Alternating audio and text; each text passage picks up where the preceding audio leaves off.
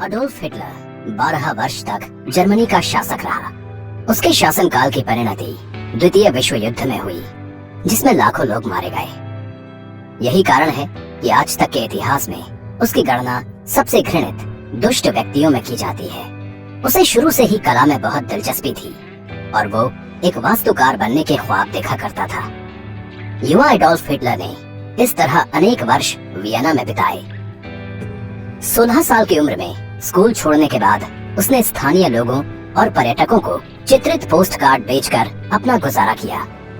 अपनी आकांक्षाओं को पूरा करने में उसे अपने पिता से कोई मदद नहीं मिली और जब उसके पास पैसे नहीं रहे, उसने बेघर लोगों की तरह रहना शुरू कर दिया। कुछ ऐसे प्रमाण मिले हैं जिनसे पता चलता है कि अनाथ आश्रम में रहने के दौरान उसे बहुत हद तक सामी जाति के विरुद्ध पक्षपात का सामना करना पड़ा, क्योंकि शहर में यहूदी समुदाय के लोगों की बहुतायत थी। इससे उसे अपनी विचारधारा बनाने में मदद मिली। हिटलर सन 1913 में म्यूनिख, जर्मनी गया और वहां की कला एवं वास्तुशिल्प ने उसे मोहित कर दिया। तथापि अपनी सौंदर्य विषयक क्षुधा को तुष्ट करने के साथ ही उसने प्रथम विश्व युद्ध में बवेरियन सेना में नौकरी की और लुडविग तृतीय के अधीन फ्रांस तथा बेल्जियम में सेवा की। दुश्मन की गोलाबारी में घायल होने पर उसे एक बैज प्रदान किया गया। एक जर्मन देशभक्त होने के बावजूद हिटलर को कोई सरकारी पद नहीं मिल सका, क्योंकि उसके पास वहां की पूर्ण नागरिकता नहीं थी। प्रथम विश्व युद्ध के बाद भी वो सेना में ही रहा और तरक्की करते हुए उसने पुलिस जासूस का दर्जा हासिल कर लिया, जहां उसे प्रचार एवं राष्ट्रीय सोच की एक योजना के अंतर्गत छोटे छोटे राजनीतिक गुटों को ये समझाने का काम सौंपा गया कि जर्मनी को यहूदियों के कारण लड़ाई का मुंह देखना पड़ा। शनह शनह एडोल्फ हिटलर एक अच्छा वक्ता बन गया। उसका भाषण सुनने के बाद लोग पागलों की तरह उसका पीछा करने लगे और वो जो कुछ कहता उस पर विश्वास कर लेते। हिटलर कुछ ही समय बाद नवनामित national socialist German workers party का नेता बन गया और साम्यवाद, पूंजीवाद तथा यहूदियों जैसे वर्गों के खिलाफ उसके भाषणों को हर स्तर पर राष्ट्रीय समर्थन प्राप्त हुआ। हिटलर ने अपने अल्पकालिक कारावास के दौरान अपनी आत्मकथा मैन कैम्प लिखवाई, जिसमें उसने बताया है कि जब वो कलाकार के रूप में प्रगति कर रहा था तो उसे किन किन परेशानियों से जूझना पड़ा, उसकी कला का किस तरह गलत अर्थ लगाया गया और कैसे उसकी राजनीतिक धारणाओं ने रूप लिया।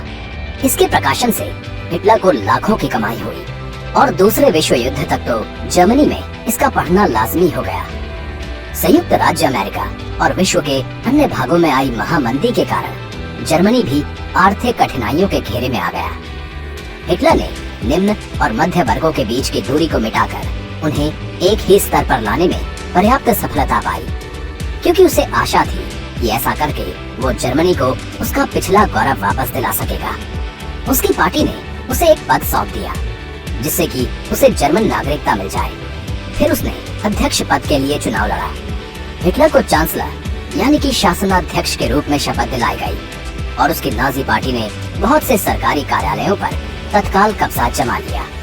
अंततः अनेक पार्टियों की पूरी मदद से हिटलर ने तानाशाह की गद्दी प्राप्त कर ली। उसने सेना को अपने नियंत्रण में ले लिया, जिस पर पहले किसी का अधिकार नहीं था। हिटलर ने जर्मनी की आधारभूत सुविधाओं में सुधार किया और विभिन्न वर्गों के रहन सहन के स्तर को बेहतर बनाया। उसने अन्य यूरोपीय देशों को अपने अधीन करने और उसकी प्रगति के मार्ग में आने वाली किसी भी बाधा, विशेषकर यहूदियों को नेस्तनाबूद करने का अभियान छेड़ दिया। हिटलर ने जब पोलैंड पर हमला किया, किसी भी दूसरे देश ने उसे रोकने के लिए कोई खास कोशिश नहीं की। फ्रांस ने युद्ध की घोषणा तब की जब हिटलर नीदरलैंड पर आक्रमण कर चुका था, लेकिन तब तक बहुत देर हो चुकी थी और फ्रांस को शिकस्त खाने में जरा भी देर नहीं लगी। हिटलर ने फिर जापान का साथ देते हुए अमेरिका पर हमले की घोषणा कर दी और इस तरह दूसरे विश्व युद्ध के लिए जमीन तैयार हो गई। वर्ष 1939 और 1945 के बीच हिटलर की हार होने तक उसने और हेनरिच हिमलर ने मिलकर 1,10,00,000 लोगों को जान से मरवा दिया, जिनमें 60 लाख से अधिक यहूदी थे। इसे सर्वनाश कहा गया है। रूस, ब्रिटेन और अमेरिका के म्यूनिख पर कब्जा कर लेने पर ही युद्ध समाप्त हुआ। जब विजयी फौज के सिपाही हिटलर के बंकर से कुछ 100 मीटर के फासले पर थे, हिटलर ने अपनी नई पत्नी ईवा ब्राउन और अपने पालतू कुत्ते ब्लांडी सहित खुद को मार डाला। नाजी तानाशाह अडोल्फ हिटलर के बारे में ये पुस्तक पढ़ने योग्य है। 21वीं सदी के इस बहुचर्चित व्यक्तित्व के बहुत से जाने पहचाने पहलुओं और अनेक अज्ञात रहस्यों पर इस पुस्तक में प्रकाश डाला गया है, क्योंकि लोगों में अभी तक उसके बारे में जानने की जिज्ञासा है। राजीव तिवारी। हिटलर का जन्म। हिटलर का जन्म 20 अप्रैल 1889 को शाम 6:30 बजे ऑस्ट्रिया के एक छोटे से गांव ब्रानाउ एम इन में हुआ था, जो जर्मन बवरिया से सीमा के उस पार है। शायद उसकी नियति में लिखा था कि एक दिन वो ऐसे आंदोलन का नेतृत्व करेगा जो किसी भी व्यक्ति के वंश वृक्ष को न केवल सर्वोच्च महत्व दिला सकता है, बल्कि उसके लिए जीवन एवं मृत्यु का विषय भी बन सकता है। हालांकि उसका अपना वंश वृक्ष काफी उलझा हुआ था और उसके लिए आजीवन लज्जा एवं चिंता का विषय बना रहा। उसके पिता एलोइस का जन्म सन 1837 में हुआ था। वो मारिया एना शिक्ल ग्रुबर और उसके अज्ञात प्रेमी का नाजायज पुत्र था। वो व्यक्ति या तो कोई पड़ोसी रहा होगा या कोई गरीब मिल मजदूर, जिसका नाम जोहन जॉर्ज हाइडलर था। किसी हद तक ये भी संभव है कि एडोल्फ हिटलर का दादा यहूदी रहा हो। मारिया शिक्ल ग्रुबर को फ्रैंकेनबर्गर नाम के एक धनाढ्य यहूदी परिवार में खाना बनाने का काम मिल गया था। ऐसा संदेह है कि उस परिवार के 19 वर्षीय पुत्र ने उसे गर्भवती बनाया और एलोइस के जन्म के बाद वो उसे बराबर पैसा भेजता रहता था। अडोल्फ हिटलर कभी नहीं जान पाया कि उसका दादा कौन था। उसे बस ये पता था कि जब उसका पिता करीब 5 साल का था, जोहन जॉर्ज हाइडलर से विवाह कर लिया। विवाहित जीवन के केवल 5 वसंत देखने के बाद उसकी मृत्यु हो गई। उसके बाद अलोइस अपने अंकल के पास रहने चला गया, जिसके पास एक छोटा सा खेत था। 13 साल की उम्र में किशोर एलोइस ने कृषक जीवन से तौबा कर ली और वो जीवन यापन की तलाश में वियना शहर की ओर चल पड़ा। वहाँ उसने एक मोची के पास रहकर काम सीखा और बाद में वो ऑस्ट्रिया की प्रशासनिक सेवा में भर्ती होकर एक कनिष्ठ सीमा शुल्क अधिकारी बन गया। उसने सिविल कर्मचारी के रूप में काफी मेहनत की और आखिरकार एक सुपरवाइजर बन गया।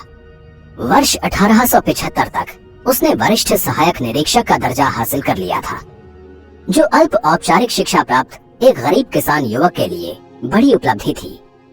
उस समय एक ऐसी घटना घटी जिसके कारण उसे भावी जीवन में बड़ी उलझनों का सामना करना पड़ा। अलोइस हमेशा अपनी माँ के अंतिम नाम शिक्ल ग्रुबर का प्रयोग किया करता था और इसी कारण उसे हमेशा एलोइस शिक्ल ग्रुबर कहा जाता था। उसने कभी ये बात छिपाने की कोशिश नहीं की कि वो अवैध संतान है, क्योंकि ग्रामीण ऑस्ट्रिया में ये साधारण बात थी।